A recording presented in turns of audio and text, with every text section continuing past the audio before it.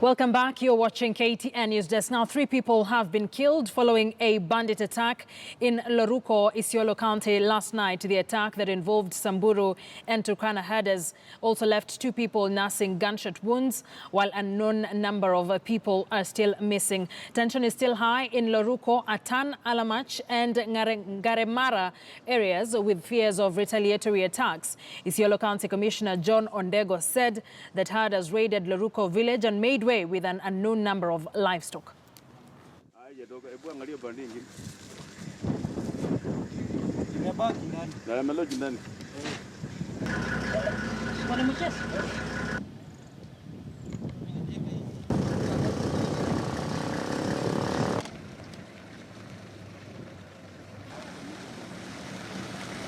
Ng'ombe yangu meenda ng'ombe 200. Sasa mepewa jana nafikiri saa 3. Kapikwa mama mmoja mkuu yote mbili. Mkuu yote mbili imefukwa, lakini naona siji kama imefunjwa mvua, siji kama bado, siji. Sasa ng'ombe meenda namna hiyo. Na ng'ombe hata meolewa ndani ya manyata. Ng'ombe 7 nalala huko, mewana na punda 2. Sasa watu ndio hiyo ajulikani sasa mpaka sasa mali iko. Lakini mimi nimetoroka kutoka jana usiku mpaka sasa, kwa sababu mimi nimekuja pande hii, nimejaribu kufuata ng'ombe mpaka mimi nakuja tu Siolo. Kapata gari, mimi naenda kuleta hiyo mama mpaka hospitali, kaingiza hospitali, mimi sasa hii nakuja tena mpaka hapa. Mama mmoja amepata jeraha ambaye ni bibi yake. Alipigwa miguu yote mbili, tulileta hospitali jana mwenda wa saa 7 hivi. Hadi sasa bado ako hospitali. Ng'ombe zaidi ya ng'ombe 7 ambaye zilikufa hapo kwa ndani ya boma. Punda, na pia kwa sasa hivi hatujui hali ya watu wengine. Kuna sasa tunaambiwa kuna watu ambaye they are missing, hawako sahi hapa, hawako nyumbani, mama wawili na watoto kadhaa. Sijui kama walikimbilia Wasonyiro ambaye tuliona ilikuwa na maji mingi, so mpaka sasa hatujui mahali wako. Kuna pia mtu tunaambiwa yuko katikati hapa ambaye jana alikuwa anafuata ng'ombe ambaye zilizoibwa, zaidi ya ng'ombe 300 iliibiwa. So huyo mtu hadi wa sasa tunajaribu kuongea na wale wako wanajaribu kutafuta mpaka sasa hatujapata. Na ngali tunasema wako na jeraha lakini hatupati. Nilipigia simu mwendo wa saa 1 leo, hadi wa sasa simu imeenda off, sijui kama ako hai, sijui kama amekufa. Let's now stick with the state of agriculture in Kenya. Earlier on, we saw the Cabinet Secretary for Agriculture, Mwangi Kiunjuri, speak about an array of issues, one of them being the menace that is currently being caused and the havoc that is being caused by the fall armyworms in various parts of the country, as well as the mess at the National Cereals and Produce Board, saying that everybody will now have to take their own burden as he seeks to clean up that particular board. Our reporter and business anchor, Abiagina, is still following up keenly on this story. I will now hand it over to him to have a conversation with Governor Okoth Obado, who was among the delegation who were discussing this particular issue. Let's cross over there live and look out for that particular interview. Abiagina, good afternoon. Well, good afternoon, Akisa. Indeed, a very important briefing happening here at the KFIS offices at Karen. And the big issue, as you've put it, Akisa, is in relation to the fall armyworm, which has continued to cause havoc in many parts of the country, that is estimated to so far have actually seen Kenya lose about 3 billion shillings. And this is as a result of the fall armyworm. And one of the key speakers in this particular forum was the Migori County Governor, Okoth Obado, who is actually joining us right now to take the conversation forward and just get to assess the impact this has had for county governments. Many thanks, Governor Obado. And just straight to the point, what has been agreed in this particular meeting today? Okay, in this particular meeting, we have all agreed that a very, very serious threat is facing the farmers of this country, originally facing the people of Kenya. The great threat is called the fall armyworm, and the fall armyworm is just an insect.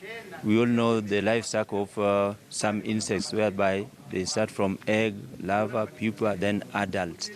The adult is a moth that flies, then later it lays its eggs, mostly in the maize crop. So the larva is very, very destructive. Yeah, they eat a lot of leaves, they destroy the reproductive organs of the crop, and the infestation right now is massive. If you look at the farms all over the country, then you will see that the crops are seriously affected, and we don't expect much unless we move very, very fast to salvage whatever is still there.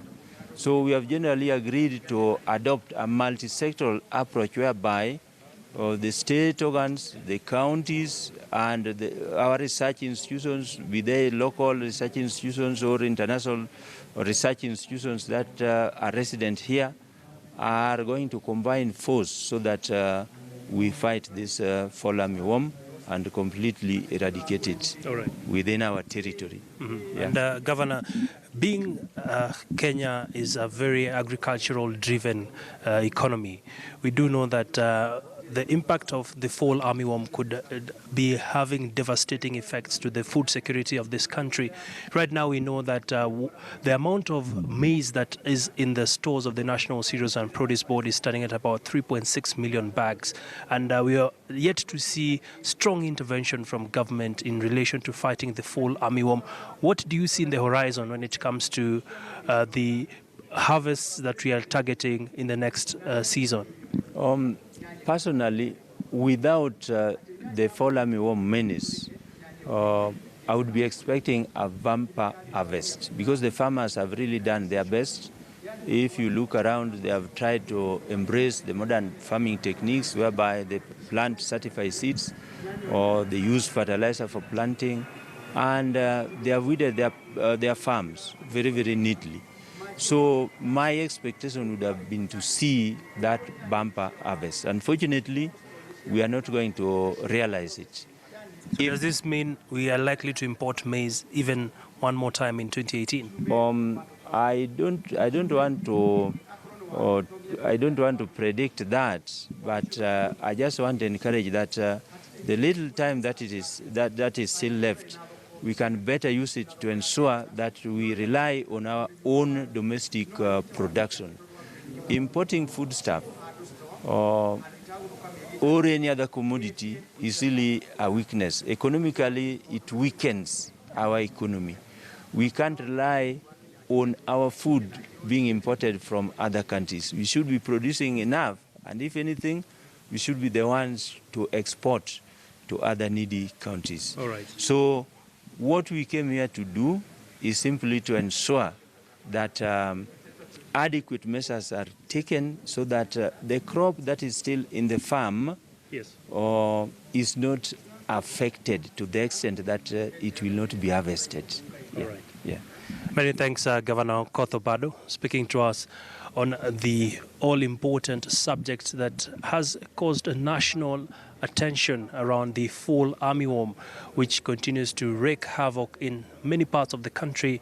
And one of the key issues that has emerged from this particular press conference, Akesa, is the need for a concerted effort between the various ministries as well as a regional cooperation, looking at Kenya being one of the key countries that is very much exposed to the fall armyworm, which did enter through West Africa and now it has come into East Africa. And there's potential for it to even cross over to our neighboring countries, that is Tanzania and Uganda. And this will have a big dent when it comes to maize harvest across the region. And we continue to follow proceedings from this end of town, Akisa. And of course, we'll be giving you more updates in our Business Today show later on. Thank you, Abi, for that update. Abi Agina for us there. And as he says, an extensive conversation will be coming up for you at 3 p.m. on Business Today. Now, embattled Nairobi Governor Mike Sonko has apparently moved the center of operations of county affairs from City Hall to his home in Moore Hills, Machakos County, claiming that his life is in danger. Sonko has attributed this to the recent decrease in the number of his security detail from 26 bodyguards to only 2025. He has blamed his woes on top Jubilee appointment. And we now speak to insiders at the Nairobi County Assembly who will tell us what his relocation means to the county business. The minority leader in the Nairobi County Assembly, Peter Emwatok, joining us here, as well as Abel Oyeyo, who is the political advisor to Governor Mike Sonko. Gentlemen, thank you very much for coming in. I think I'll start with you being an insider of an insider to the governor. Is his life in danger? Is he operating exclusively from his home in Mua? Thank you so much, Akisa. Now, I'd like to debunk the falsehood that the governor is running the county from Machakos. That is totally false. The governor is someone who's been, showing up for work as from 5 in the morning all the way until sometimes midnight. And sometimes once in a while, someone takes a break.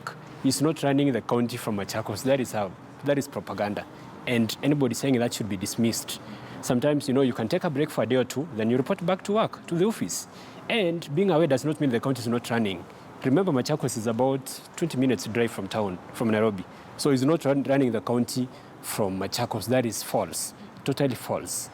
Yes. Is his life in danger? Well, I know we have a problem with the kind of, administration we seeing around. Now, the guys who scale down in security do not understand the dynamics of Nairobi. When you run a county like Nairobi, it's very different from running a county like Turkana. Mm-hmm. The only danger a governor like, let's say, Ongwae has in Kisii is a banana falling on him. But Nairobi has 6 million residents, and it's the hotbed of so much. So you cannot give a governor of Nairobi 5 bodyguards, and the same number goes to a governor of, let's say, Turkana or Kisii. Mm-hmm. So the guys who scaled down in security did not understand that. And they have to understand that and bring back his bodyguards. Mm-hmm. And of course, at the end of the day, in Kenya, we've lost so many political figures. Mm-hmm. So you cannot take the life of the governor for granted. We will be seeing him operate the way he is doing until when his security detail is restored? Well, he's going to be cautious, he's going to be careful, but it doesn't mean he's going to be running the country from Machakos. Mm-hmm. We don't want people to be spreading lies like that. Mm-hmm. It's unacceptable. Okay. Yes. How is this sitting with members of the county assembly as the minority leader? From where you sit, what do you think about this? Akisa, currently we are at the legislative summit in Mombasa. All the members of county assembly plus our speaker are there. And for us, learning that the county governor is running a county in his homestead in Machakos County vehemently speaks loud that the governor is more or less becoming absentee governor in the county. Mm-hmm. When you read the Constitution and the Election Act and the Political Act, it's very explicit that a respective governor must be a resident of that county. That when you're elected, you phantom to deliver services within the jurisdiction of that county. Mm-hmm. If you go to Mua or Machakos, you're going to visit your grandmother, if she's still alive. You're going to visit your family, your clansmen, but not to operate a cabinet sitting in another county. Mm-hmm. That is to us, as members of county assembly, will hold it accountable for the governor. Number one, the moment these ministers travel to Machakos, they use vehicles. Mm-hmm. They have security detail. At whose cost are we going to hold our county CC committee meeting in Machakos, in another county?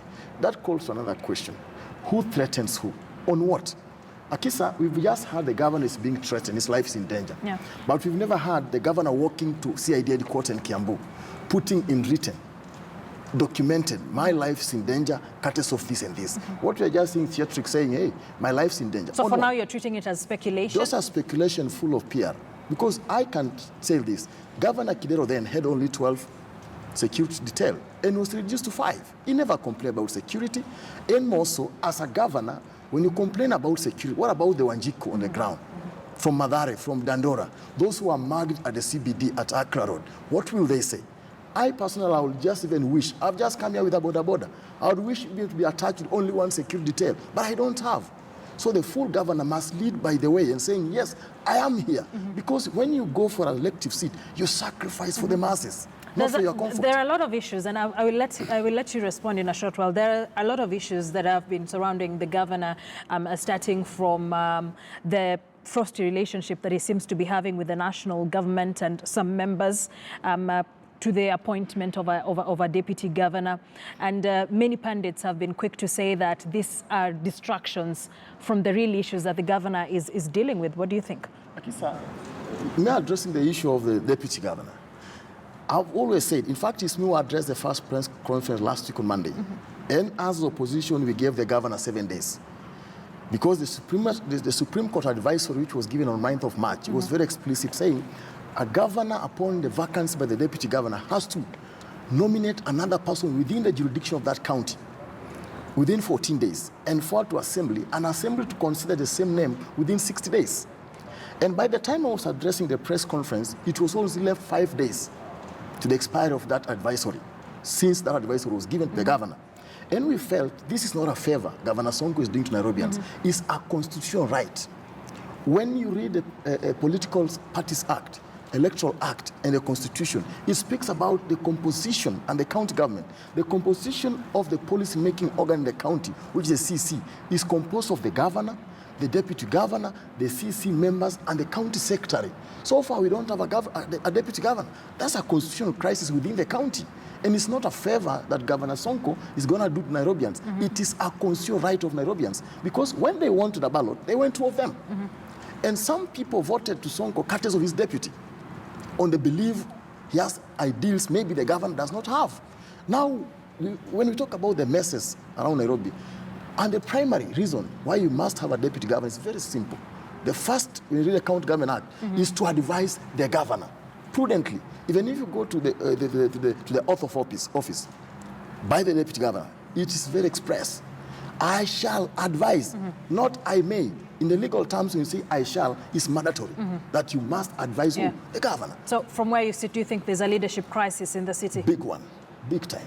Abel, I will let you respond to some of the issues he has raised, beginning with why Governor Sonko is holding his cabinet meetings in Machakos, at whose cost? Well, I think, you know, some members of the county simply have gone to some petty corner and they're making arguments which do not hold any water. For example, when you talk about the position of deputy governor, you know, the concern Nairobians have is about service delivery. And it's unfortunate, my friend here was an MCA in Kidero's administration. And, you know, these are the same guys who never questioned Kidero. Kidero then down the city, 6 feet deep. The governor is trying to actually do what? Bring it up. And they cannot appreciate that. They were not here criticizing Kidero when he was, you know, swindling money out of the county coffers and all that, opening 35 accounts and all that. They were quiet. Now they're making a lot of noise, only 2 months into Sonko's what? Leadership. Now, just a moment. Again, I said it here. The governor spent a lot of time running around with the president, campaigning for the repeat election. He didn't have much time to actually do anything.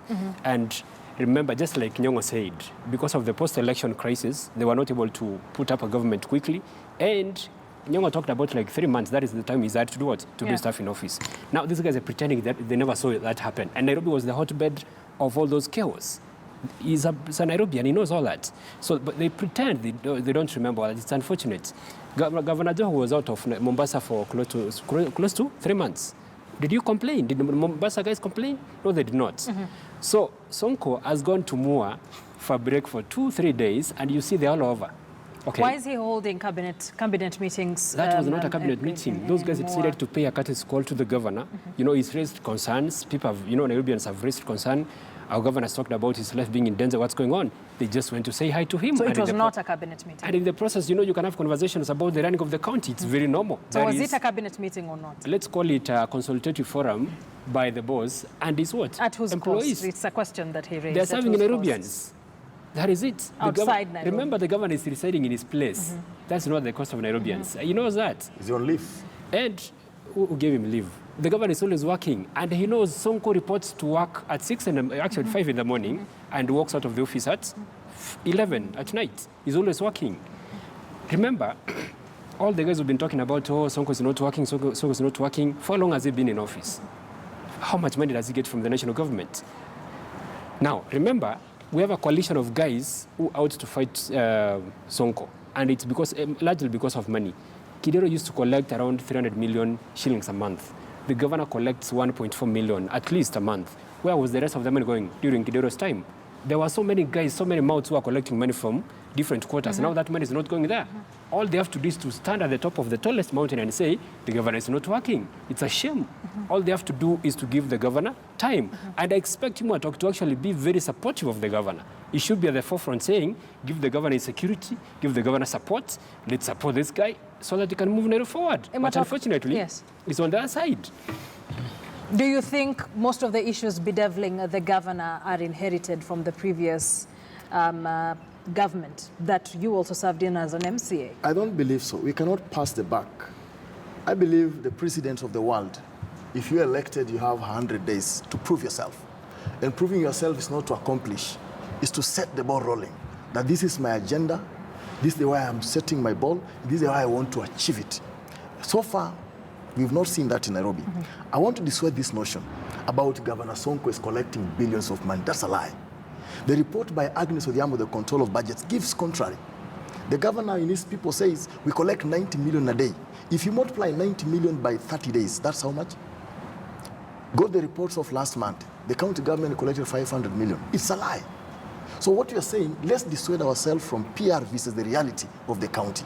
And I've always said, governor needs to report to work and dissuade himself from doing an oversight role and come to governance. Because what Nairobi needs now is governance, a fatherly sense of direction, including his own cabinet, his own staffs. Because we cannot pretend and say, we are collecting 1.4 billion. What is the commensurate of that in terms of service delivery? We cannot tell us that I'm paying employees. You're not elected to pay employees' salaries. You're elected to deliver services to the great people of Nairobi. So for me, Akisa, when somebody sits and says, you know, Kidero used to swindle money, now we are keeping money. You are keeping money. A government is an profit-making organization. It's not a profit-making organization. If really Governor Sonko and his team, as they purport to say, they are collecting billions of money, why can't we see that billions of money in practicality? In Makongeni Ward, in Ziwani, in the CBD, whereby even painting the roadblocks in the CBD is not feasible.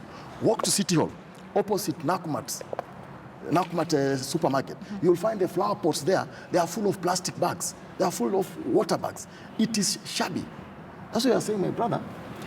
We are talking to Kenyans. You're an MCA. What are you doing there to change all that? Because you make laws. We've given them alternative. In fact, we are coming now with a bill in Parliament, in Assembly, asking Governor to appoint a directorate of the CBD, at least to transform the CBD, to have a particular system that works primarily to concern the CBD. All right. Even with matters of service delivery, there still seems to be a white elephant in the room, and that is the appointment of a deputy governor. You had given the governor 7 days in that particular briefing to name or to nominate a deputy governor. On day 5, he nominated Miguna. To us, we've said, and governor himself had gone on record saying he's going to nominate somebody who is a woman from a Kikuyu descent. And in our press conference, we said we do not care who becomes, whether he's a woman, whether he's a man. How he came into his understanding he must nominate a woman from a Kikuyu descent is on his wisdom. And now, after we gave an ultimatum of 7 days, he comes and says he's given to an Anigrasha person to be a deputy governor. We ask ourselves simple questions. Has he cleared the issues of Miguna with the national government? Did he consult Miguna himself? You can see Miguna himself saying he's not been consulted. You can see the party hierarchy from Jubilee. They are saying Miguna is not a member of Jubilee. And since we have the political advisor here, he might as well try and answer these questions. There are a couple of issues here. Number one, maybe understands the Kenyan constitution. It's very clear. It does not require the governor to pick a deputy governor from his own party. That is not a requirement. And I'd like us to stop pretending. Miguna's problems are political. It's not like, we just woke up one day and found Miguna to be an un-Kenyan. Miguna was cleared to vie for governor. Are you aware of that? You advised me on that. Yes. Miguna was cleared to vie for governorship in this country by the IBC. He contested and he took some position. He got votes. That means Miguna is qualified to hold public office in this country. So when we pretend we don't know that and we're saying, oh, Miguna is a Canadian, he cannot do that, that is pretending to be, that is selective amnesia. At one moment we remember, the next we forget. So the fact that Miguna was cleared to vie for governorship makes him a Kenyan citizen. So that is a debate we shouldn't be having at this moment. And in the spirit of the handshake, the best way, Nairobi is cosmopolitan. It's not made up of one community. For us to go ahead and reach out and create a collective government, the best person to get sometimes is someone from the other side of the political divide. And that is the spirit in which the governor decided to nominate Miguna. Now, Miguna does not, of course, does not actually feel like he's going to be accepted. If we stop making all the noise we make and say Miguna is welcome to deputize Sonko, he'll accept the nomination, come here. And you guys stop putting hurdles along his path, get him vetted and approved. That is it. But given the kind of relationship, let's just be alive to Practical. the events as they have been Yes. unfolding in the country, the kind of relationship that Dr. Miguna has with the government. How is this going to pan out for Sonko, given that there is pressure for him to get a deputy governor in office? Now, you know, at the end of the day, the joy of the voters is the independence of the person they voted for. And the governor is a very independent person. At the end of the day, you know, every good leader consults, but the final decision belongs to the leader. He's consulted widely, most likely he's talked to him at talk, and he decided to say, okay, my choice is Miguna. I know he has a pathway of talking to the president and a few other guys, the party leaders and all that, the men and women of goodwill, not malicious people. The other day I was here with a very senior part official who said the governor should be behind bars. Remember, this is a very old man who knows the governor was cleared to vie for MP. The governor was cleared to vie for what? Senate. The governor was cleared to vie for what? Governor. And then you come here and tell us the governor should be behind bars. That is the kind of useless talk we need to avoid. Let's get serious. The governor can talk to the president, and I think he has talked to the president, the party leaders. Miguna gets cleared, he comes here, and becomes a deputy governor, if that is what everyone wants to do. So we cannot pretend it's not possible. Is It Sonko can getting a lot happen. of pressure from his party, Jubilee? I don't think it's everybody. There are a couple of elements here and there, of course, who are opposed to him. Governor Sonko was not accepted by everybody in the party, and that is very normal. There are guys who said, oh, you know, he's not the best. At the end of the day, he beat them. And that is what we call the joy of democracy. Once you lose, support the person who's won. So all these guys who are trying to oppose him at this point are misplaced. They need to take the opposition to wherever they want. Once you've beaten in a democratic contest, you accept and move on. They need to embrace the governor, support him. And remember, Nairobi is about 65% of the GDP of this country. If you make this governor fail, you will have failed the president. So they are opposing the governor, and indirectly they're opposing who? The president. But you see, they don't see the connection. The other day, the director of public prosecutions, former, who is now the Minister for Environment, was trying to skip the governor in a public function. You see, that is very childish. This is the same public official who was not able to perform when he was at EPP. We don't have any serious case he took to court that we can say he assisted us in doing what? Like fighting corruption. And yet he wants to disrespect someone who's been elected by Nairobians. That is the kind of disrespect we shouldn't see. Let's support the governor. Let's give him the kind of counsel he needs. And he gets to deliver. When he succeeds, we succeed. That is simple reasoning. Akisa, Yes. Let me address this on the issue of Miguna. Number one, even my honorable speaker has said the appointment of Miguna, the way he received a communication is not procedural, according to the Commonwealth practices and our assembly standing orders. Number two, the appointment of Miguna, we can say as we look on the cameras, is a deflection tactics. It's not a honest appointment for the interest of Nairobians. Number three, we will not lie to ourselves and sit back and wait until this county goes to dogs. Now we say, oh, we were there. The governor ought to come out clear. And I've said that, and again, come out clear and tell Nairobians, yes, Nairobians, you voted for me. Here I am. I've decided to nominate Miguna after clear indicators that Miguna is allowed within this country.